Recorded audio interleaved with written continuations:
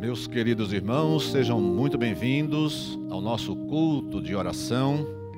Graças a Deus pela oportunidade que temos de nos apresentar diante do Senhor, com base na sua palavra, na garantia que temos, dada por Cristo Jesus, de que podemos chegar à presença do nosso Deus e apresentar as nossas inquietações. Nada melhor do que nos reunirmos no culto, eu aqui, você aí em sua casa, cada irmão nosso e sua família, participando desse momento muito importante. Mas é necessário que nós nos unamos, é necessário que nós participemos ativamente desse momento de muita intercessão da nossa igreja, de ajuda mútua, de busca às orientações que a palavra de Deus nos traz. Então sejam muito bem-vindos ao nosso culto e eu quero convidá-los nesse instante para entoarmos um hino de louvor ao nosso Deus, cantando com muita alegria, já celebrando as vitórias que Deus tem nos concedido e as ricas promessas que temos em sua palavra de continuidade da sua ação, do seu grande amor para conosco. Vamos cantar.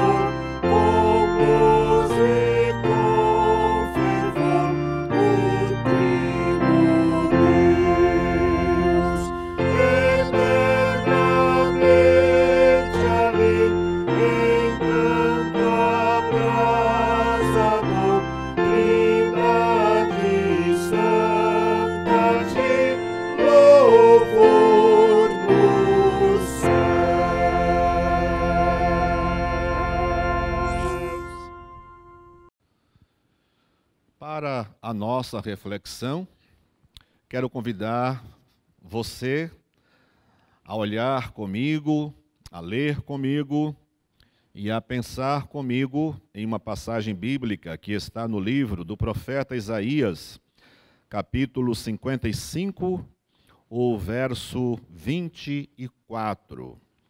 Um pequeno versículo, mas de riquíssima importância para a nossa consideração. Assim nos diz a palavra de Deus. E será que antes que clamem, eu responderei. Estando eles ainda falando, eu os ouvirei. Então, veja só. E será que antes que clamem, eu responderei. Antes E estando eles ainda falando, eu os ouvirei. Palavras do nosso próprio Deus. Essa promessa e essa declaração do próprio Deus, de como Ele olha, como Ele recebe o clamor, os pedidos, as intercessões do seu povo, ela nasce aqui dentro de um contexto muito interessante. O seu povo, o povo de Israel, estava vivendo um momento de bastante turbulência, né? Que, aliás, era muito comum, era um sobe e desce permanente na vida desse povo. Depois de um período de vitória, e aí o povo acabava caindo em pecado, em desobediência, e então depois clamava, Deus levantava profetas, e os profetas falavam, e conclamavam o povo ao arrependimento, e depois de muito tempo, a dor muito forte, o povo se voltava para Deus e Deus os curava. Bem, o povo está vivendo isso de novo. E é interessante como no capítulo anterior, no capítulo 64, é interessante como o profeta está conversando com Deus, pedindo que Deus intervenha, pedindo que Deus socorra o seu povo. E os versos 11 e 12, por exemplo, Isaías está se dirigindo a Deus, intercedendo em favor do povo. E ele se dirige a Deus dessa forma: as santas cidades estão feitas um deserto, Sião está feita um deserto, Jerusalém está assolada, a nossa santa e gloriosa casa, em que te louvavam nossos pais, foi queimada, e todas as nossas coisas mais aprazíveis se tornaram em assolação. E olha a pergunta que Isaías faz ao Senhor: conter-te-ias tu ainda sobre estas calamidades, ó Senhor? Ficarias calado e nos afligirias tanto? Parece uma pergunta desafiadora ao nosso Deus, né? Ele é o profeta do Senhor, e ele fala ao povo em nome do Senhor, mas ele sofre com o seu povo.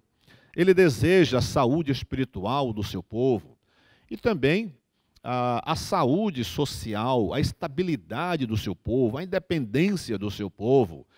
E ele faz essas perguntas ao Senhor. E é a partir daí que Deus responde com palavras muito interessantes que dizem respeito a nós nos dias de hoje. E olha só, para a gente perceber como a filiação para com Deus, ela está muito além de ser ou não ser, ter ou não ter o sangue de Abraão. A fé não se limita às fronteiras de Israel com os demais países. A fé, ela não é tolhida nem impedida, ela não depende de divisas de estados e nem fronteiras de países. A fé vai aonde um coração se abre e se dispõe a confiar no Senhor, independentemente do seu país, da sua cor, da sua condição social. E então Deus, olha a resposta de Deus começando no verso 1 do capítulo 65. Fui buscado pelos que não perguntavam por mim. Fui achado por aqueles que não me buscavam. A um povo que se não chamava do meu nome, eu disse, eis-me aqui. Então vejam, é nesse contexto de vida turbulenta do povo de Israel, inquietação no coração do profeta, que argumenta em defesa do povo, pedindo a intervenção divina, e parece que Deus diz assim, olha, basta, né? O tempo todo estendi a minha mão a um povo que me conhece, que leva sobre si o meu nome, e esse povo é desobediente, esse povo vai servir a outros deuses, esse povo vai servir nos montes, debaixo de árvores, cria altares e oferendas a outros deuses. Eu fui buscado por um povo que não me conhecia. E é como se Deus dissesse: basta, agora vou voltar a minha atenção para aquele povo que nunca ouviu falar de mim, mas em ouvindo, se humilha, busca a minha face, clama pelo meu nome e eu ouvirei. Meus queridos irmãos, nós estamos aí nesta profecia, nós estamos incluídos nessa palavra de Deus. Com ela, Deus aponta para um futuro, para a chegada do Messias, que vai acontecer aí uns 700 anos depois. Esse diálogo, esse momento turbulento na vida de Israel, em que o profeta Isaías procura a interferência do nosso Deus, acontece aí no século 7, antes do nosso Senhor Jesus Cristo. E então Deus aponta para aquele momento em que, pela chegada do Messias, a chegada de Cristo, a proclamação do Evangelho da Graça, vai atingir aqueles outros povos, considerados pelo próprio Israel como povos indignos. E Deus está dizendo: a dignidade, o mérito do povo não é o fato de ter ou não ter o sangue de Abraão, mas de reconhecer aquele que será o Salvador do mundo, meu filho, Jesus, o Messias. Então, referindo-se a esse ponto, e ao novo povo que será criado e formado por Deus, é que ele diz, então, essa palavra lida inicialmente: e será que antes que clamem, eu responderei. Estando eles ainda falando, eu os ouvirei. No mínimo, a gente pode deduzir dessa passagem a grande vontade, a prontidão, a predisposição de Deus em atender às orações daqueles que dele se aproximam pela fé que têm em Cristo Jesus. Que bênção! Então nós não precisamos nos preocupar se somos judeus, se somos descendentes de Abraão, se temos o mesmo sangue. Então a gente não precisa, como tem acontecido muito hoje em dia, lançar mão de objetos de fé, símbolos de fé, que pertencem historicamente ao judaísmo. Hoje você vê igrejas e pessoas trabalhando com isso, como se uma referência ao judaísmo pudesse inclinar o coração de Deus para atender às nossas orações. Somos um novo povo. E tudo que nós precisamos é nos apresentar diante de Deus em nome e pela mediação do nosso Senhor Jesus Cristo. É para este povo que Deus se dirige, dizendo: e será que antes que clamem, eu responderei. Estando eles ainda falando, eu os ouvirei. Que bênção a gente poder participar dessa situação. E tem mais. Uma ideia interessante que acompanha essa nossa reflexão em cima dessa predisposição divina, quer dizer, é uma vontade divina elevada a quantas potências? O desejo de Deus em nos ouvir e em nos atender e abençoar os seus filhos. Ao mesmo tempo em que ele mostra uma coisa muito interessante para a gente aqui. O que é que alegra a Deus? Quem é que pode hoje oferecer algum sacrifício de louvor, uma oferta que de fato alegre o coração de Deus? E aí é muito interessante como esse verso 24 do capítulo 65, ele realmente está em perfeita harmonia aqui dentro de um contexto extraordinário. E uma ideia interessante é a continuidade do que Deus diz a partir do capítulo 66, fechando assim o livro de Isaías. Por exemplo, Deus continua argumentando, mostrando agora a sua disposição em atender o que está em Cristo, o novo povo, a nova nação, na verdade, a sua querida igreja. E ele ainda argumenta contra o povo que vive em rebeldia, mas quer a intervenção divina. Olha como começa o capítulo 66. Assim diz o Senhor: o céu é o meu trono, e a terra o escabelo dos meus pés. Que casa me edificaríeis vós? E que lugar seria do meu descanso? É interessante que Deus mostra não somente a disposição dele de atender o pedido do seu filho que se aproxima dele, dos seus filhos, seus discípulos, nós, que nos aproximamos dele em nome de Jesus, pela mediação de Jesus, e ele mostra também a incapacidade de quem não está em Cristo Jesus oferecer qualquer dádiva que possa alegrar o seu coração. Então, o que vocês gostariam de fazer por mim? Era me dar uma casa de descanso? Ora, eu fiz os céus é o meu trono, a terra, tudo o que a gente possa imaginar da grandeza e do tamanho dessa terra, Deus diz, é o escabelo dos meus pés. É como se a gente pudesse visualizar Deus no seu trono, na sua glória, e colocando os seus pés sobre a terra para descansar. Como é comum nós fazermos, por exemplo, sentamos-nos numa poltrona confortável, mas às vezes colocamos um banco bem pequenininho para descansar os pés.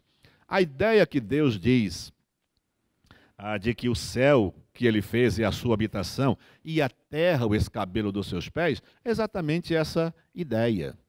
Se a terra por inteira, feita por ele, é o escabelo dos seus pés, e os céus, o seu trono, o que é que o homem poderia oferecer a Deus dentro da terra, já que a terra por inteira, tudo que ela tem e o que ela é simplesmente o escabelo dos pés, é o lugar de descanso dos pés de Deus. O homem deveria ouvir isso e se conscientizar de que não se compra a favor de Deus com dinheiro, nem com oferendas. Porque é interessante, na continuidade desse pensamento, Deus vai dizer para quem é que ele olha, para quem é que ele fixa o seu olhar, está pronto para ouvir e para receber. No versículo 2, a parte final do verso 2, o nosso Deus vai dizer assim: mas eis para quem olharei. Primeiro ele diz, eu não vou olhar, eu não vou fixar os meus olhos, eu não vou me admirar, eu não vou me regozijar se esse povo rebelde, incrédulo, quer me oferecer uma grande casa e confortável. Sabe para quem é que os meus olhos se dirigirão? Então ele diz na parte B do verso 2 do capítulo 66. Para o pobre e abatido de espírito e que treme diante da minha palavra. Essa e muitas outras fazem parte dos motivos pelos quais nós batemos tanto na necessidade de que a palavra do Senhor, uma vez ouvida e conhecida, ela tenha um impacto muito grande na nossa vida. Diante da palavra de Deus, o nosso coração treme pela grandiosidade desse livro, pela fidelidade, pelo modo como essa palavra se cumpre. Nada fica desapercebido, nada fica para trás. E Deus diz, aquele, sendo pobre de espírito, aquele abatido, mas que possui uma coisa que me agrada, enche o meu coração. Ele ouve, ele presta atenção, ele considera e ele traz a minha palavra para o seu modo de viver. Então, para o pobre e abatido de espírito, e que treme diante da minha palavra. Então, a gente pode pegar a parte final do versículo 2 do capítulo 66, começando por ele, e vai dar-nos na seguinte mensagem: para o pobre e abatido de espírito, e que treme diante da minha palavra. E aí a gente volta para o verso 24 do capítulo 25. E será que, antes que clamem, eu responderei. Estando eles ainda falando, eu os ouvirei. De modo que, meus queridos irmãos, neste culto de oração, em que a nossa alma anseia por respostas divinas, lembremo-nos, antes e durante a nossa oração e por toda a nossa vida, lembrando o que Deus diz aqui. Aquele, não interessa se é rico ou pobre, mas é aquele pobre de espírito, abatido por causa do seu pecado, reconhecedor do seu pecado, mas que treme diante da minha palavra. A estes, antes que clamem, eu já respondo. E enquanto eles estão ainda conversando, eu os atendo. Olhem só a prontidão do nosso Deus em acolher as nossas orações, em ouvir as nossas súplicas, porque Ele já vem ouvindo-nos com as suas respostas em mãos para nos socorrer. Então nós vamos cantar mais um hino e em seguida nós vamos ter o nosso momento de oração. Alegrando-nos diante de Deus, cantemos mais um hino.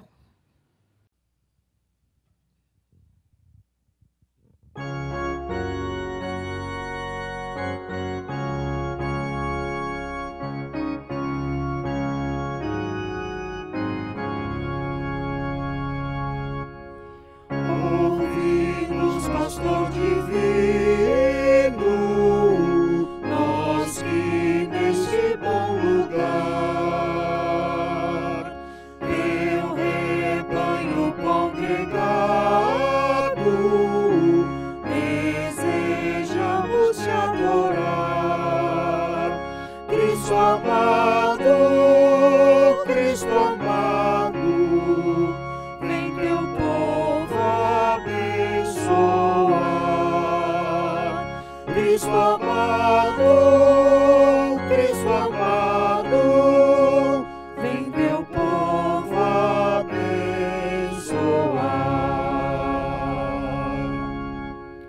Ao perdido no pecado, seu perigo faze ver. Chama os pobres enganados, faz o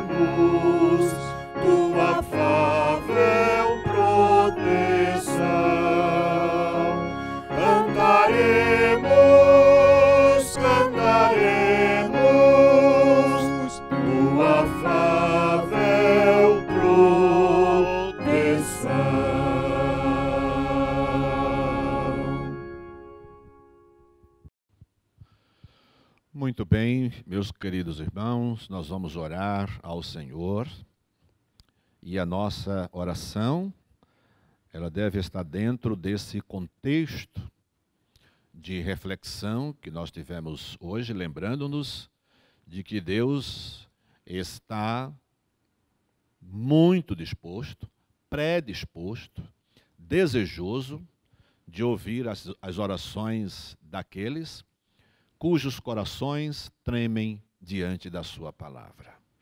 Então, a primeira coisa é como está o seu coração diante da palavra do Senhor. O que foi que ela disse para você nessa noite? Como é que você considera agora esse momento de oração? Então nós vamos orar, vamos lembrar dos nossos familiares, nossos irmãos todos da igreja, aqueles que você pode se lembrar agora, que estão se recuperando, que estão em tratamento, mas a gente ora por muita gente da nossa família, ainda não alcançada pelo Evangelho. A gente ora por aqueles cujas vidas já foram alcançadas pelo Evangelho. Mas você observa, são pessoas não muito envolvidas com o reino de Deus. Parece que levam a vida, tanto faz, tanto fez. Se for para a igreja está ótimo, se não for, não faz tanta falta assim. Ora, olha a diferença de um coração desse para aquele coração que treme diante do impacto da palavra de Deus. Então, quero convidar você a orar, vamos separar esse momento para a oração intercessória. Vamos agradecer, claro, ao nosso Deus as bênçãos recebidas, mas vamos clamar por esse período em que mais enfaticamente nós nos voltamos para a palavra de Deus e para as orações. Oremos. Deus bendito, nosso amado Pai, a nossa primeira palavra nesta oração é de gratidão, Senhor, pelas revelações que o Senhor nos permite receber da leitura, do estudo da Tua palavra. Nós te louvamos agradecidos, Senhor, pelo Teu Santo Espírito que nos assiste enquanto lemos e enquanto pensamos na Tua palavra. Muitíssimo obrigado, Senhor, por Tua palavra que nos assegura de que com os nossos corações contritos, fervorosos, impactados pela Tua palavra, o Senhor nos ouve e nos atende.